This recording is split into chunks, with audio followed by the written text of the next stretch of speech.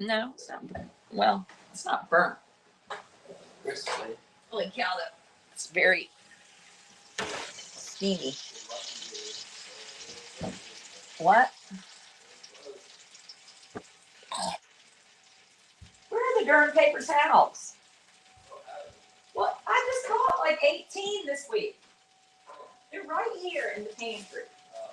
All you people have to do is get them out of the pantry.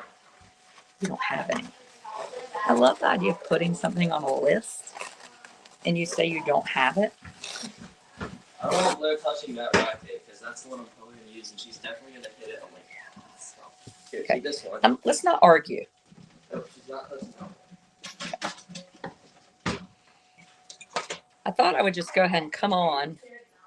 Ooh, the bacon is kind of good on this thing. Because I have Kate and Carrie coming on, Kate Swenson and Cariello, my good friends. And I'm on right on time, which is rare. Making teenage boys food. I made them go to the Dollar General and get eggs. And then I found some bacon. But it appears fine. Let me taste it. Oh, the bacon's ready. It's real good too. Here's the bacon.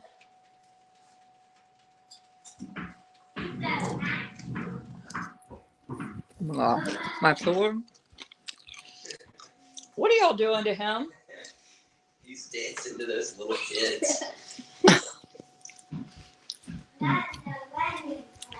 You'll be in the kitchen for a while cooking for boys. No, I've just finished the cooking for the boys. The bacon's not orange. The bacon is bacony. Blair, I thought you were going out to breakfast. Oh. When are you leaving?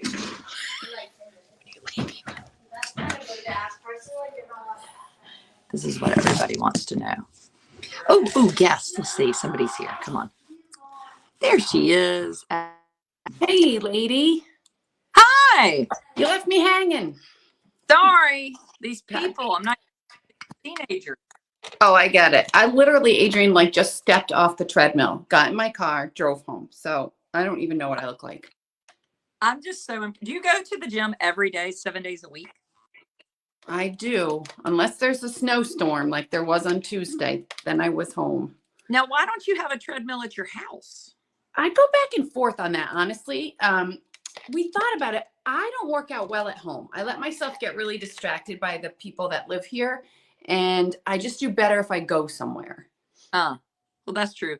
And you go to that gym that's like $10 a month, right? Yeah, we go. I have like a pass to like this, what do you call it? 24-hour fitness. So it's literally 2 miles from my house. So it's very, very convenient. And we Orange Theory. Joe went to Orange Theory this morning. Oh, doesn't Joe go to the gym that talk to boys in there? Yeah, Joe goes to the gym and tends to waste a lot of time, but he's very committed now since we got back from vacation. And I honor him because this is not natural for him. And he was off on Wednesday and he said, let's go to the gym. He ignored all of his emails and texts, which is really hard for him. Right. And he got there and I know he feels good. So I'm happy for him. So usually we go together on the weekends, but today I wasn't in the mood for Orange Theory. I had my own thing.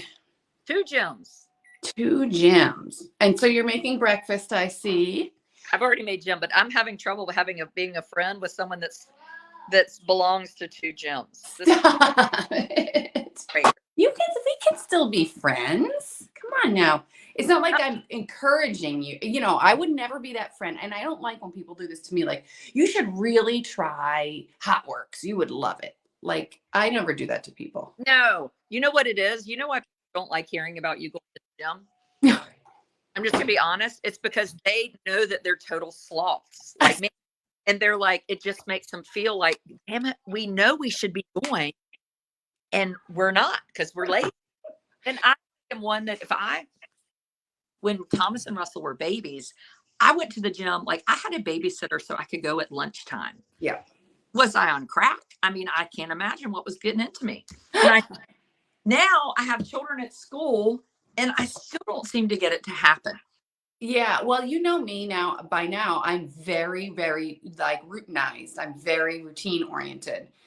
This is not to say Jack's autism came from my side of the family. We all know it came from Joe's side of the family. But however, I stick really consistently to a routine, and I just started writing a book. Yes, you sure did. Yeah. And which is great, but it's a very tight deadline. And I get almost all of my writing ideas on the treadmill. Nice. Yeah, Well, almost. I do a lot of organizing in my mind on the treadmill. And so it just feeds the cycle, you know? right, right. So Kate, I don't see Kate yet. I don't know that she's coming. She said her sister's here. What? She just texted that. Oh, I didn't. I missed that. Yeah, might just be you and I. Yeah, just Carrie and I. Well, I didn't really have a topic today. You and Kate are usually so organized. Well, Uh, I had something that just happened at the gym that I thought, oh, I could share this. Like, oh, go ahead. you know how now, like you know, I have Jack and you have Amos. Like, you can kind of look around the world and you just know, like, that kiddo or that adult. Like, you just get that intuition that maybe Bingo. they're like our kids. So my gym's really small, but sometimes people will pop in who I've never seen before. And this guy, this adult, I would have said he was in his 40s. And I just knew, right? He got dropped off there. He had a ride. And he came in and he moves so much like Jack. Like my Jack kind of is, he's 6'5", he's head down, he bombs into the room. There's no like easing into a room for Jack. I don't know if Amos is the same way. Yeah. And he was kind of like grabbing at things kind of quickly, like just moving a nanosecond faster than a typical person might move, and never really looked at anybody. And it was sort of it gave me pause because Jack's 18 now, but I still think so much of what he's going to be like when he's 40 or 50. Mm-hmm. And this was like, wow, that like it could have been him if fast forwarded. Mm-hmm. Kind of made me uneasy, I guess. I'm not capturing it, but it was No, a moment. I think a couple. One, I do the same thing. Yeah. There's two big ideas I have from that, and the first one is I think I'm much kinder and acknowledged. So when we were on a cruise with my parents, and there was a family there, pretty small cruise, maybe a few hundred people on it. And there was one young man that I noticed, and he was kind of sitting up on the top deck, and he was just wandering around, right? Like sit down, fidgety. I always notice fidgety. A lot of like picking at the nose, which is what it does, which does that not go away, I guess? So do you mean picking in or around? Well, just not really, kind of picking in. Yeah, we had picking in years right around that age, I would say. Picking in and pulling out and digesting.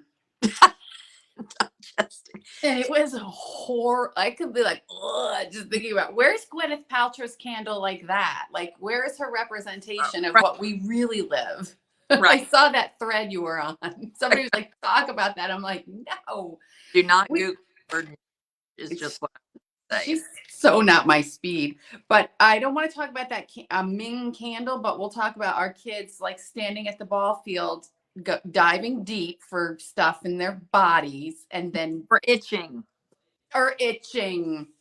Yes. Social nuances that we learn are hard for some people to learn. Yeah, especially if it feels good in the moment. If they get that physical feedback or chemical feedback of touching in a particular way, that's very hard cycle to break. I will say, I want to say Jack was 12. We were watching somebody's ball game and I was trying to stretch him with promises of Chipotle. And Adrian, he dug deep and he pulled out and he snacked, and I about lost my mind. Like, I was so disgusted, and I did yell. I would even been disgusted. I would have been embarrassed. Embarrassment is what gets me. Yeah, I think we were far from people where they were probably like, what is she freaking out for now? Like, nobody saw the whole scene unfold. Right. I've certainly suffered from embarrassment, of course, but this particular time, I wonder if my like kind of outburst was an interruption. Like, oh, she does not like this. I can't do this anymore. So, and the thought process is, if you're a good mother and you don't want to have an outburst, is before you remove, replace. So if there's like constant picking, Jack picks around here now, like, and he'll pick at his ears, but not, he doesn't venture inside. Like a squeeze ball, or Rose made Jack these yarn, like bracelets that she kind of crocheted, and he would twitch at those for a couple of years. But it is hard. So there's a woman that has a son named Gabe who's about Jackson. Have you seen her, Nicole? Her name is Nicole. I have. I think she's come across my universe. Yeah. She just went to Myrtle Beach where Kate has been invited to go, like on an autism system. Yes. But her son Gabe carries around a strap a lot. Never seen anybody that, I don't know, that kind of a fidgety toy. Do you know? I know I don't know about a strap, but I know they had those fidgets for a while, those spinners. A belt. Oh, so he likes to oh, that's interesting. Like something he got attached to.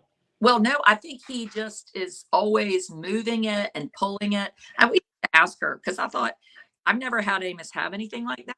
Would it be helpful? I mean, she takes it everywhere with them. Isn't it interesting? Yeah. Well, the school where Jack is now is working on with him, and I should share the program after we get off. It's called Handle, where they're teaching him how to regulate his body. And there's real specific schools of thought on this. Like, for example, the most comfortable position a human being can be in is like this. And then your hand on your belly. We learn that in yoga. It immediately calms the nervous system. And if you try it, I sleep this way. I sleep with my hand over here like this. There's other ways to get them to bring their nervous system down by tracing the contours of your face. Is also thought to be and it really is. If you think about when you get a facial and how they do that, I'll share that below. But Jack he's a flicker too. And he was probably 8 before he stopped. He sucked his fingers, but his two, what were they? His these two fingers. He sucked on them constantly. Did Amos do that? No. No thumb or anything. Well, Blair just said he sucked on his tongue. He's still, like, if he gets his blankie from the time he was a tiny baby, you'll see him go. Oh. So he does suck on his own tongue. Only when he's tired, like newbornish. Now, where is he now? What's he up to this morning? He is watching Baby Einstein. He had the throw up bug last night. Oh, no. So he hadn't watched Baby Einstein in a long time. It's on the big TV. So he's sitting, feeling better, and watching that. What is it about Baby Einstein? Jack was captivated by those. Is the only way I could get him to sit still when he was little. It's so calming when you talk about face, all those things. To me, you're listening, it is calming.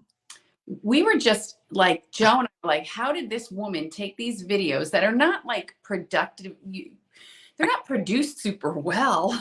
Right. He's a bajillionaire. What is it? Joe wanted to become a wiggle. He's like, I could totally do that show. Oh, and then there's Bloopy or Blippy. See, we're out of all that. Want me to help you change it? Okay. Bluey. Maybe there's Bluey. Bluey. No, Blippy wears orange glasses. Blippy is just, who is Blippy, Amos? Hold on, it's very casual. It's a Saturday. We don't usually do Saturdays, but we took out the schedule and we had to get back on it. We had to get the people were asking for us, Adrian. The people. They were the people, our people. Our people. Where do you want to watch? Okay, where? Which one? Like this way. This way. Okay. Okay. Animal Adventure. World Animal Adventure. Okay, there we go. He has good language, Adrian. He does have good language. Yeah. Good language. Did you say hi to my friend Carrie? Hi. Just growling. Okay, so the other thing I was going to add, the bacon's ready. Y'all aren't eating the bacon? I had it. I just can't eat 10 pieces of that. Oh. It's like I them. They're in there playing chess. Like we're somehow sort of like a good family. Look at you. You staged that. I know. I couldn't have. They never would have done that if I wanted. I know. They don't ever do what you ask them to do. The other thing I was going to say with the family thing. So you said you saw this boy at the gym, and my first thought was, so this family on the cruise, and I really made a point of speaking to him and reaching out, encouraging his children to talk to him, talking to his parents. Yes. And I said to them, which I don't know if it's good or bad, I'd be curious to see your perspective, but I said, does your son have some special abilities? Mm. And she was like, yes. I was like, we have a little one at home that doesn't, but I just would rather say it. And now one time I did have somebody say no, and I was like, well, they do, and you don't know. But I, No, I had a friend get after me once, like, how could you do that? How do you know? And I'm like, well, in the one case, I'm not this morning, but this other young woman, like I knew there was no not knowing. I always say, oh, I have a son like yours. mm-hmm. And then I don't talk about the diagnosis, but I'll just say, I have a son who moves like yours. And then it eventually sort of unfolds. And I've never had anybody respond with anything but an interest in connecting and gratitude. Mm-hmm. Yes, I think it really made for a nice week. Yeah. For my family. And we talked to them a lot. I think it immediately let them a little bit. Mm-hmm. You know, they weren't waiting for us to be judgy. Right. You know? And he was real chatty and like making a point of talking to him and asking him questions. And, you know, I just think sometimes people, they're not intentional, but they don't say anything because they don't know what to say. Yes. You know, they're not being mean, but they don't know what to say. So they say nothing. And then you mean for us, like they say nothing about who Jack is. And Mhm. and that the onus is often on us. And when I traveled with Jack, I must have said, oh, he has autism 400 times a day. Because I didn't want it to go unexplained. Right. I think we touched on this just on the phone, Adrian, maybe a week ago, where it was like people shy away from revealing the diagnosis because they worry their kids will be sort of pigeonholed. And I do understand that, but I promise you, they're being labeled already. They're just not being labeled the way you might want them to, right? Because I remember watching a kiddo play on the ball field years and years ago, and everybody sort of understood that there was something going on there. But you looked at him at face value, he just looked disengaged, rude, abrupt. He was always grabbing at all the snacks. Like the autism umbrella sort of fills in the cracks and it smooths out the edges, I think. Mm-hmm. Mm-hmm. So I'm a big I proponent. agree. I hope you put that into tell us a little bit. Let's just take a pause. Tell us a little bit about what your second book is going to be about. Oh, well, you're very kind. So my first book, Colors Monday, is from Jack's diagnosis to when he's about 8. And then I have another book that's just a collection of the most sort of popular early blogs. Okay. And then this one picks up in puberty. So that's what I'm most asked about. 3 things I'm most asked about. What was puberty like for Jack? How do his siblings interact with him? And what was it like how did you find a space for him to go after high school? Yeah. So this kind of weaves in all of that. Right now I'm working, and it's so interesting because I have to go back and revisit those times that were messy for us, very messy. Right. And right now I'm finishing middle school, which was, talk about being embarrassed. I mean, I had to walk down that hall. I had to try to hold my head up through this town while he terrorized the school, not aggression wise, but just was so out of control every day. And now was he in a traditional classroom or special ed? He was in a traditional classroom with a 1-to-1 aide, and the second half of 6th grade, he really just fell apart emotionally. And I kind of retraced the steps through old blogs and kind of pulled out like, okay, well, the social landscape changed tremendously for him. The academics in 6th grade really changed. You know, math moves from black and white number computations to word problems, at least did with our curriculum. Mm-hmm. And we had a neuropsych evaluation done, and she said, you know, it's like he's sitting in French class, but he might only know 3 words of French. Picture it that way. Mm-hmm. So, and now I'm just moving us through the reader through the out of district placement, which was another really difficult hurdle for our family emotionally to come to terms with, that he was no longer. I mean, I know, Adrian, you have 2 kids at a different school. Now, will Blair do the same to follow the boys? Yeah. So we live in a tiny town in North Carolina, and we have one elementary school, one middle school, one high school. That's it. So there's nothing. So there is no out of district placement. Mm. There is nowhere, there are no other options, right? So you're either here or you don't go to school. I mean, Right. So my older 2 are at boarding school in Virginia. And my daughter our plan is for her to also go to boarding school there. Okay. So she has another year. And Amos will obviously stay at our plan is to stay at the public school. I have looked at a Waldorf boarding school for children with autism. I don't know if you've ever looked at that. I think it's up in Massachusetts. I know of the Waldorf school. I guess I didn't realize they were boarding schools. They have people that board like just during the week as young as 7, which is not, I couldn't do that. Right. But and that's not on my plan for him, but that's the only other option I know of out there other than staying where we are, which is my plan. Through high school. Yeah. Till in North Carolina, you go through 22. Mm-hmm. But, I know that you're in a different place where Amos, he's going to move to the 3rd grade next year because we've decided he has a good group, and he loves being with them. Seem to love being with him. And I think up until now, we've honestly held him back a couple times because I thought, well, he's going to be in school so long. There's no reason to push through. Developmentally, he's happy to play with a 3 or 4-year-old. He wants to play chase on the playground. And so I thought that was an advantage to him, where now I'm thinking an advantage for him that these kids have really got to know him. Yeah. And hopefully will continue to enjoy him and like him and include him, and take him for what he is, which is wonderful, but very different than them, That's really beautiful. I wish we had that circle as Jack moved up, because I think it would have been a great safe landing for him. He never really created those connections. And there's a lot of schools that thought about the one-to-one paras. We call them paraprofessionals. Yes, there is. Is that they kind of isolate the kids a little bit. He needed it. So I don't have regrets about it, but I certainly think there was probably a ripple effect socially. But I think you're right to move them on, because what we learned as they got older is you don't want them to be kind of the highest, for lack of a better word, functioning in the class. You want them to have kids to learn from. You don't want them to, even when we were choosing the college experience, the guy who runs who started the space where Jack is, said you don't want him to be the lowest and you don't want him to be the highest. You want them somewhere in the middle. Okay. To grow. He's probably the lowest, to be honest, in the 2nd grade. So you're so right. You and I've never talked about that one-to-one para.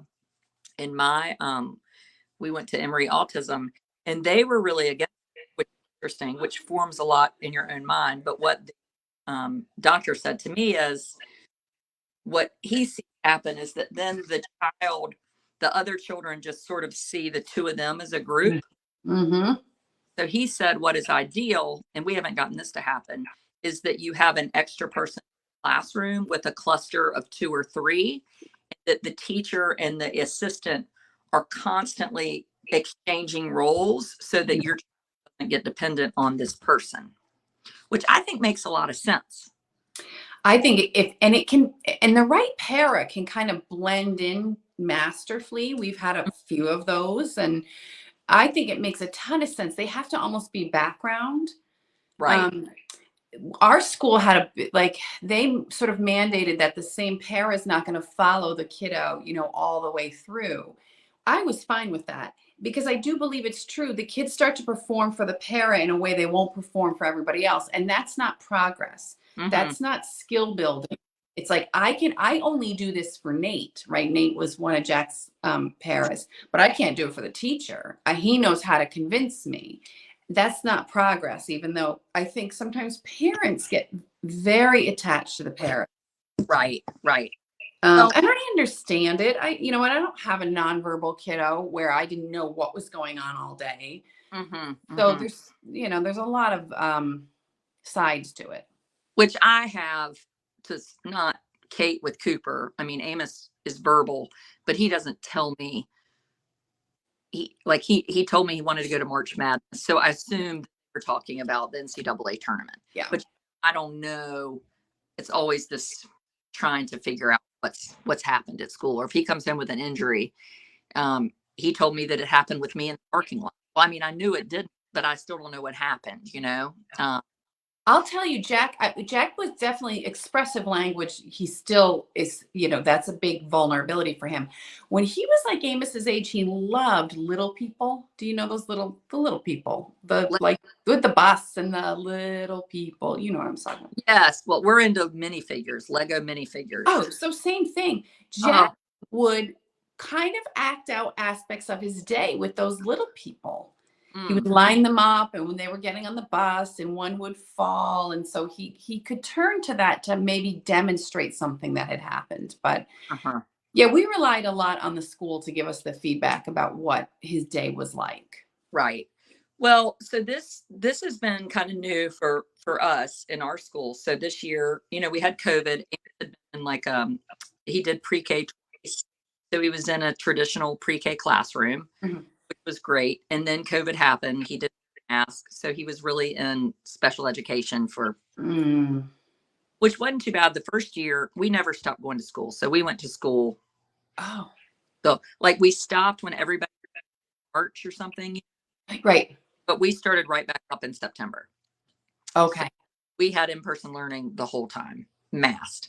And Amos couldn't wear a mask. So there were very few children in school. So he got a lot of attention, right? Sure.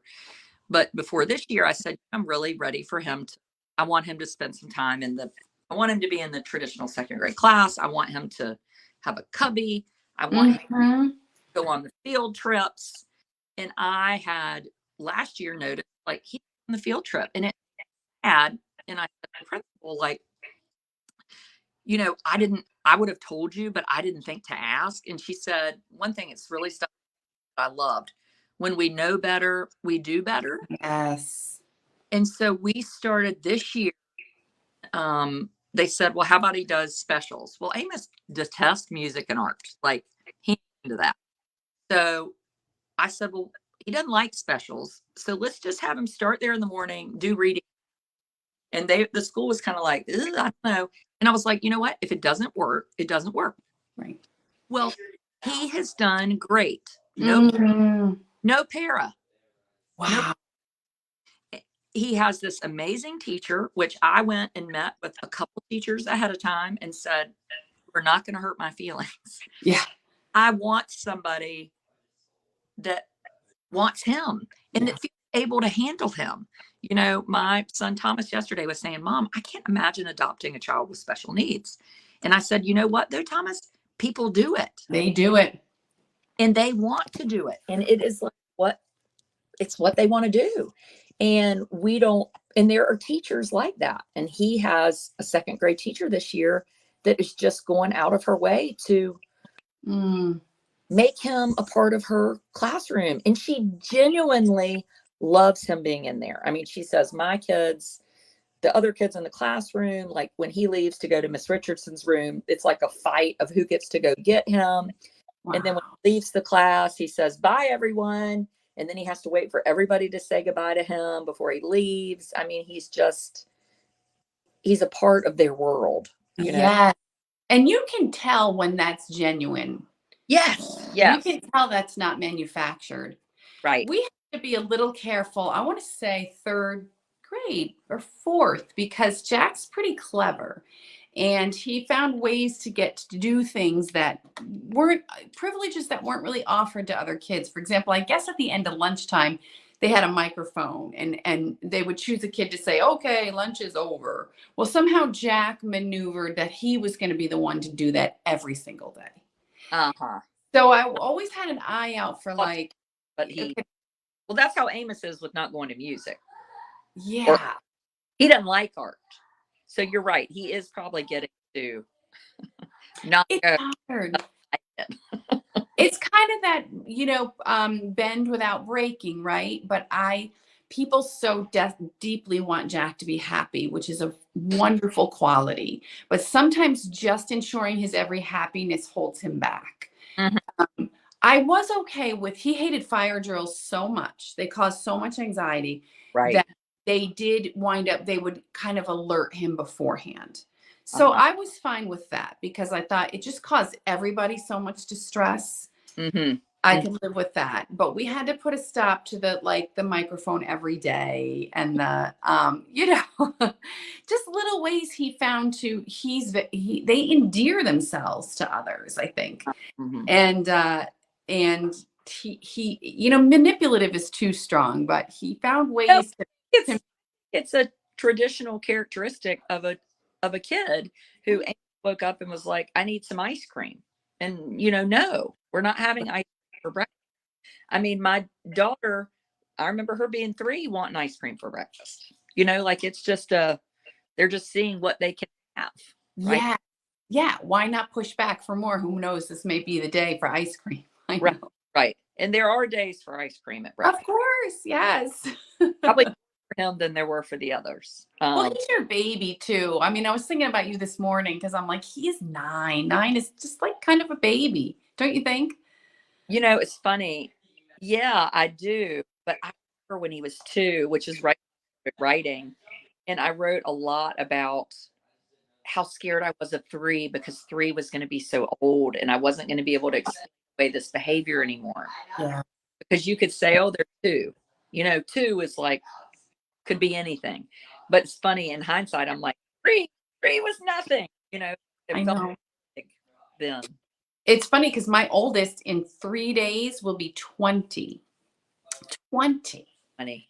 And Joe, I remember my husband so clearly when he was a little guy, my little guy, Joseph, my husband said, I can't believe he's going to be 6.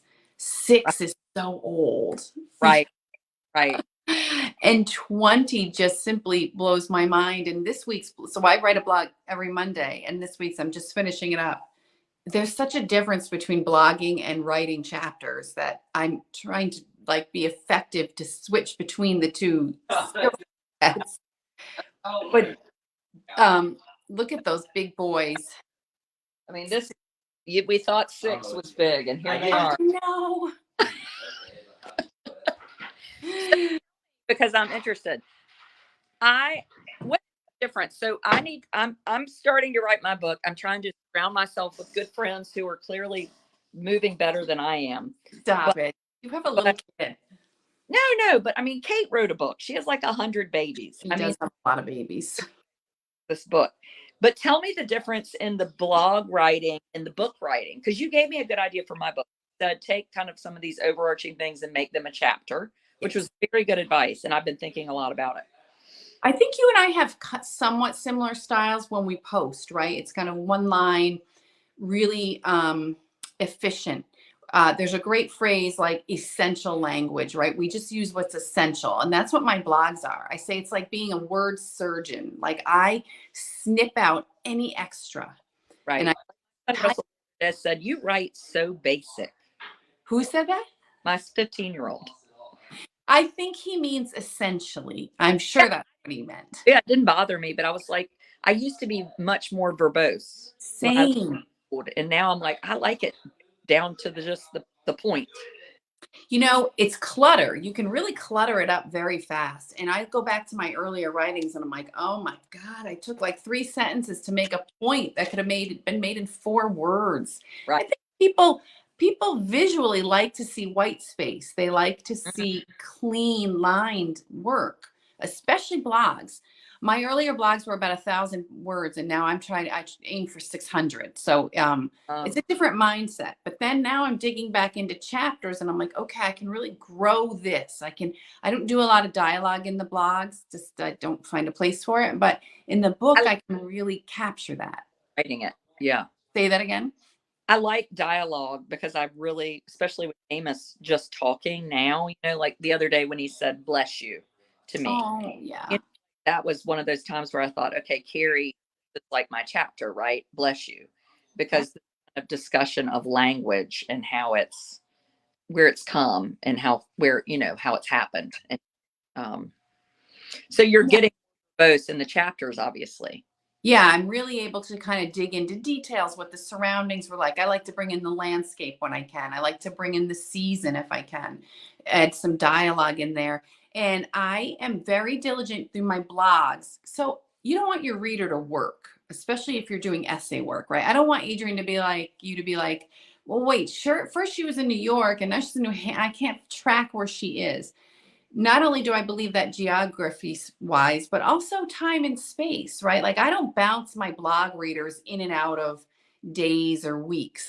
It's a snapshot in time, Right, a right. very relevant snapshot in time. This is what we did today. This is how I felt about it. This is it. Mhm. Where the chapters, I can kind of move my reader a little bit through space and time. So, for example, my first chapter starts in the middle school. I'm going to pick Jack up and he's out of his mind and the classrooms are cleared. And then I break there and I kind of go back to revisit what the early years were like for Jack and how unprepared we were for this fallout of sixth grade. Uh, So yeah, it's a lot of fun. I love the challenge. I have to deliver this thing by the first week of June. So it has I know it has an April 2024 release for Autism Awareness Month. So it's tight, but you know what? I'm better that way because it would be so easy to just let it linger and stretch out. so on your regular page, your Facebook page, so like you've never posted multiple times a day. I do two at the most. I tend to do So like maybe the you're morning, the doing. afternoon, and then You were evening but you did just Monday for years. for years. And then Kate was like, "What are you doing? You have to do Right. this Kate more." and I have always done like 10 times a day for years. Yeah, you're good at it. Well, no, not good at it, but I think you were you only have time to do this juggling, right, of writing and working and cooking breakfast and all Right. you have to cut somewhere, you know.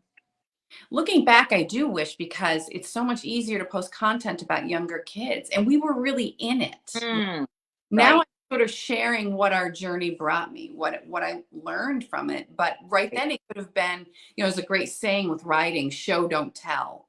Uh-huh. Very easy as a writer to get into that you're reporting, right? You're just Yeah. generating, just telling. Oh, and Don't it was funny stuff too when they were little. I mean, it was funny. I could have really brought Jack to life sort of for the reader and Right. writing video. We never just wasn't really part of social media hadn't grown in that way yet. No. And I kind of feel badly, but I still had a nice little platform and people I've been writing every Monday for he's gonna be 19, so it's been 11 years and I've never missed a Monday. And I Right. don't I think guest posting has a real value. I don't do it. I don't share really other people's work on that page. I might do it on Facebook every now and again, but I I built that following just on an audience that looks for me on Monday. Yeah, which is really neat. Well, Yeah. you do guest posting. You're really great. And I've said this to you before. I love how you have different people on for interviews. Mm. I think I don't do much of that because I'm not organized.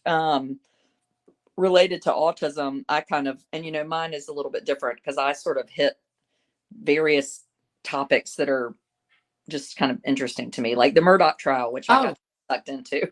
you're really good at diversifying.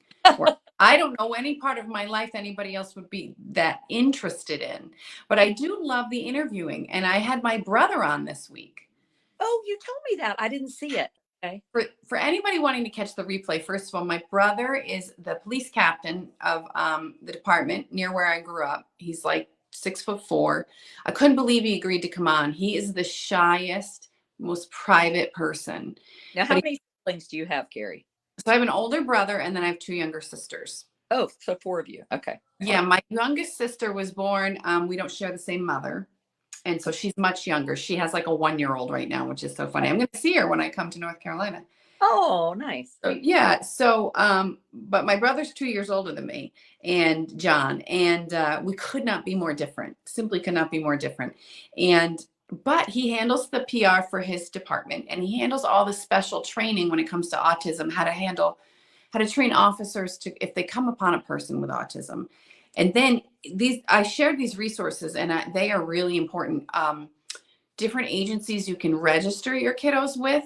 One that will give your kiddo a bracelet that they can track through radio waves if they wander or if they get lost. And how to expose our kids to officers so they know in the end officers are there to help them. Everyone is commenting on how awesome the interview with your brother was. Oh, thank you. He is a riot. I mean, he's very shy, but he's one of the funniest humans that I know. And he was really, really informative.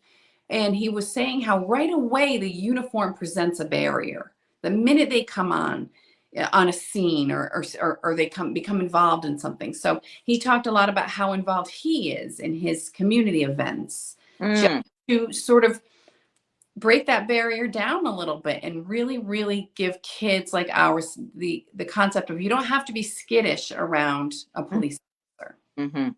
Ours in our small town, which there's so many, a small town has been so great for Amos that wherever we go, everybody knows him. Yes. You know, and it is really nice. You know, if we went to the Mexican restaurant and he was rolling around on the floor and the waiters were stepping over him. Like, you know, yes. it was like at church, you know, he's walking around in a tutu and no shoes on. And people were like, oh, hi, Amos. I mean, you know, so my mother said years ago, I wrote this post, our police chief, you know, he'd pop in at the playground and push Amos on the swing or whoever was around, or Halloween, Amos would want to get in the police car. And my mom got real teary and said, I hope they always love him like this. Yeah. And it really stuck with me of we have to put our kids out there. Yes. Police officers learn about him. You know, a lot of the onus is on us too. You know, we have to, it's a lot of work being Jack and Am, because we have to help the world learn how to be the way we want them to be, you know? And if we stay home or we keep them in or we protect them, they never get a chance to include or be kind or learn but it's a big commitment. It's a huge commitment. I always say I have to fit Jack inside your world and your world inside Jack. And it goes both ways. And I love those words by your mother. I emailed her, by the way. She emailed me and I emailed her, but then she has some firewall up or something. She's God. My mother, write my mother a thank you note. She writes thank you notes for thank you notes, just for the like that's who my mother is. I love your mother so much. Yeah, exposure is everything. And we're in a small town too. So we had a very similar experience that Jack was that's just Jack, you know, everywhere we went, he was like a fixture.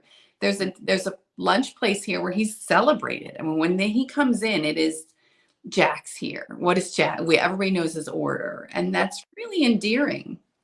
So Joy just said, I have a 4-year-old non-speaking girl and it is so hard to get out into the community. It is, Joy. I think, and Carrie might could speak to this. I think you just try, and maybe you try for 3 minutes. And I've been to the playground, had to drag somebody off the playground, kicking and screaming, and I've been crying. I've been to the restaurant and left. We go to Food Lion. Maybe we just go to Food Lion and we don't even get anything. Maybe we go to Roses and we just walk around. Like it is hard, but I think you have to keep trying. No, you don't want you to. No. And you break it up into manageable pieces. I mean, I think there's nothing better in the world than the concept of separate cars. You take 2 separate cars, and when somebody's done, the person that, you know, they leave. And yeah, 3 minutes somewhere. I mean, I understood. I had 5 kids in under 6 years, and Jack was one of them. Like, just getting out of the house was such a project, but it was better than sitting in the house. Yeah. Oh no, I love the separate car thing. We do a lot of separate cars. Yeah. And you need, I mean, the last time we think, well, church has been a big thing that I'm really committed to. I like to go, and also like teaching people to be accepting of Amos, but it's been hard for my family because they are like, you know, this is terrible at church. Mm. Push through. And there's a line of that too. Like, we don't want everybody to be miserable, but we went bowling and took the service dog and Amos. That was the last time I was like, this is awful. And it's like when you leave and you're like, I'm never going anywhere again. Hey, that happens with your typical kids. I remember having some typical kid issues out there. And you know what? Bowling may not be for 9-year-old Amos, but 14-year-old Amos might be able to bowl. Right, right. So the one thing you said earlier, and I'll let you go. I know you have a life. You said, I feel like Jack is at 18 the way he's going to be at 40. At what point do you know when does at what point do you know, like, how do I know how much more Amos is going to develop? At what point do you think you kind of plateau? You know, I'm really guilty of thinking where whatever moment we're in. I always say the moment where you stand won't last forever. And that's as much of a reminder to myself because I have the inclination to be like, this is Jack at 18. Where Right. Joe reminds me a lot, he says his frontal lobe still has so much work to do. So Jack, what I learned this recently, I think this is fascinating, right? So Jack's body moved through puberty and adolescence way behind his brain, but Oh. still has to experience the emotional journey. Mm. So I'm like, oh my gosh, not only did we have to get through the body, but now we got to go through the brain. Like it would have been better if they went through it together, right? Right, But the right. woman I'm working with said, but typically the brain will go through faster now that the body part is out of the way. So you won't linger as long in the the hormonal sort of, right now we're still struggling to work Jack through a social rejection that he's very much struggling to understand why somebody wouldn't like him. Mm. And Mhm. and that, kids really learn that normally probably around 14 or 15. Jack's starting to learn it at 8. He'll be 19 next month, 2 months. And so I don't know if they'll ever stop changing, I guess. Mhm. And that I loved you had Temple Grandin on, which I just thought was incredible. In fact, I need to go back and watch it again. I really learned a lot from her. And I loved, what did you kind of think you learned from her talking about that sort of scenario, like teaching something like that? Well, the biggest takeaway I got was how I always thought that when he's anxious about a situation to kind of like smooth out the edges, maybe not share specifics. I don't want to upset him. It'll create some chaos for him. And Mhm. she very the example I gave during the interview was, we don't know if Jack's going to be able to stay through the summer at his program. And Jack is desperate to stay through his program. She Mhm. tell him people have to meet in a conference room. They have to decide, have him picture the conference room. And Right. that's brilliant. Yeah, I when she said that, and she said people have to eat. They're going to sit around a big table Mm-hmm.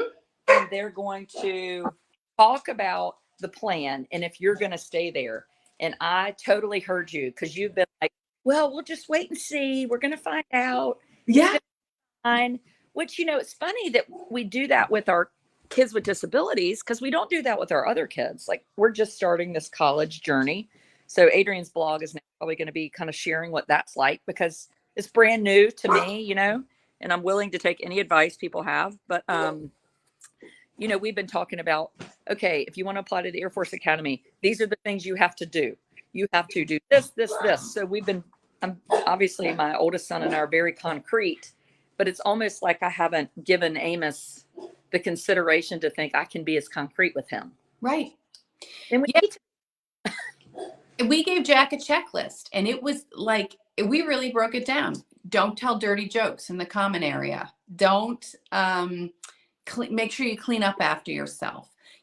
Saying things to Jack like, if you're a good community member, you'll probably get to stay, means absolutely nothing. And Temple's feedback, just reaffirmed what I knew, but I wasn't doing. Mm-hmm. For my own peace of mind, because I thought that'll just make him more stressed. And then I have to ride his emotional wave, which is another thing I'm working desperately on stopping. Right. That's what you said. Yes. Well, I think what I learned from your interview with him, with her, when we just went on a ski trip last week. Hey, check it out. Oh, you're crazy. And Wow. okay, crazy. And I said, I haven't really been talking to him. Like when we've gone on trips, I kind of almost just surprise him with it, Yeah. which is not my way, but I had in my head decided it was causing more anxiety. And I was like, you know what? We've had some tough re-entry points. So this time I talked about it. I Yeah. open and honest. You're not going on this trip. This is your siblings trip. You are going in April on this trip.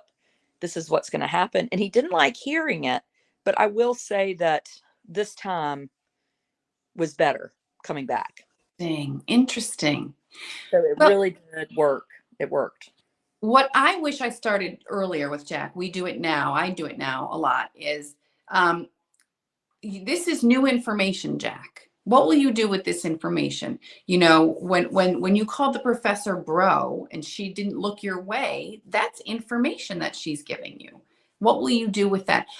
Trying to get into key into the environment around him, people and circumstances, and glean from it what's being offered, if that makes sense. Right. Because Right. for us, it's intuitive. Like, oh, Adrian's kind of like her voice is changing a little bit. Maybe she's getting bored, or all these nuances. I have to get him to notice Mm-hmm. and then react At the accordingly. playground and you go up and say, chase me. Yeah. And they don't chase you. They don't want to. Right, right. Like to look beyond the no, I don't want to, Amos. Just Mhm. behavior is information alone, is a response. Right. Right. Oh, that's great. That's great advice. I wish I had started it, really it took his speed bumps at this college program because I'm not there.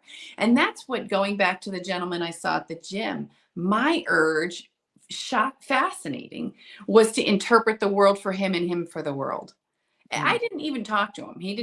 I don't even think he saw me, but I was watching like, okay, is somebody going to get upset that he's in their way getting a weight? And like, I had this tendency to Fix it. mother them, everybody. Mm-hmm. Yeah. Mm-hmm. Yeah. Yeah. And like you said, that's hard with typical kids too, discovering I think this line of what's letting them, people say, let them do everything on their own. Well, I mean, there's some things you have to ask questions, Yeah. Yeah. reminder. It doesn't mean you're writing a college essay, but you might say, remember, it's due April 15th and you have exams the first 2 weeks of April. So really you have this weekend to get things done. Right. Right. And, Um, and I'm learning to ask more questions. How will you manage to get that done? that's a good advice. How could I be useful in helping you get that done? Okay. I have a 17-year-old who got hired for this job and was like, I'm working 5 days a week. And I'm like, you're in high school. It's SAT. I wanted to dive into that. Instead, now he's in over his head. And I'm like, wow, let's just be curious about that. What could have gone differently? So now you're not bouncing. You got to tell your boss that you can't make it in. You've got baseball starting. Like, I think we can mother and shape them still through asking questions and letting them get there on their own. Mm-hmm. Let's you and I try to do a video in the next couple weeks Yeah. just on that alone, because I think people really want to know. And I have said that, like, I don't know what homework people have due, especially seventh graders, eighth graders, ninth graders. Like, if there's a time to let people fail, it is now. Do it now. Please do. Absolutely do it now. Because you don't want to fail as a junior in high school or a freshman in college. I don't know. Blair has a ton of work to make up from her ski trip. I've said, if you're getting your work done, I mean, it's on her. It's on her. And I really try to key into, wow, you got all your work done. What does that feel like for you? Your work's finished and it's all turned in and you're just like all done. How does that feel in your body? We always come back to the body. While Blair, I'm just using her she's probably listening thinking, don't use her name, but lunch. wow, like you're not prepared for that test tomorrow. That must be an icky, icky feeling, And that sensation, they don't want to revisit that. I think that's very motivating. Right. Yeah, that'd be great. That'd be Yes. great. Well, I'm off to the school play. My youngest is Okay. in Legally Blonde. I've never even seen the movie. Fun. No, I'm excited. Oh, that's great. Well, we got nothing else today. We're gonna go. We had the stomach bug last night, so I'm gonna go change sheets. Oh, I hope nobody else gets it. I hope not too. When they were little, they would all get it. Oh, yeah. But now that I think most of us have built up a little bit of a tolerance, I hope it's just Amos this time. Yeah, and you're not as like, I mean, when I had them all little, they were sharing cups, they were eating. I think they shared toothbrushes. Right. Yes. They're They lick each other. Right. Yeah, Right. exactly.